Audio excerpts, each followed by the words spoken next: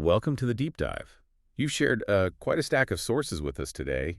Looks like articles, notes, all about something pretty exciting. That's right. We're looking at the new My Hero Academia, Vigilantes anime. Okay. And yeah, our mission here is kind of cut through the noise, pull out the really important insights, the fascinating details about this new look into the MHA universe. And it seems like the big focus, what these sources are really zeroing in on, is a huge fan favorite finally getting the spotlight. Shota Aizawa, Eraserhead. Exactly. Okay, so let's unpack this. Based on this material, what is My Hero Academia? Vigilantes, exactly. Where does it, fit? Right. So the sources are clear. It's a spin-off anime. But the key thing is it's set years before the main My Hero series we all know. Okay, years before. Yeah, so it gives us a glimpse of the world, the heroes, during an earlier time. Got it. And why? What's the point of telling stories back then with this kind of focus? Well, our notes really emphasize that the main goal is to shine a light on characters, narratives too, that just didn't get the deep dive they deserved in the main story, with its focus on Deku. Ah, okay. And that's where Aizawa comes in, right? Precisely. Because in the main show, yeah, he's crucial, the stoic teacher at UA, but we hardly see him as a hero on the streets or learn much about his past. Exactly. And Vigilantes, it seems, aims to totally change that.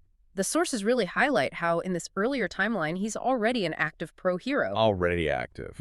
But he's operating very differently from how he does supervising students later on. How's that? What did the sources say about his early hero work?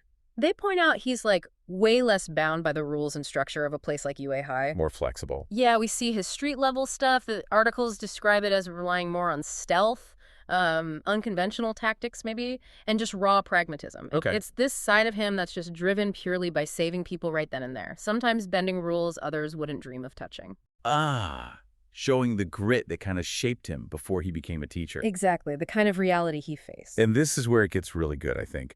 The sources make it clear this isn't just action scenes. The show digs deep into Aizawa himself. It absolutely does. The articles really went into how the series explores his backstory, not just events, but how he thinks. His mindset. Yeah, what drives him. Crucial past experiences. For instance, the notes mentioned a specific early partnership and a really difficult event he went through. Oh. Yeah, something that fundamentally shaped his whole perspective on being a hero, and maybe why he's so incredibly harsh on students he thinks aren't serious enough. Wow. Okay.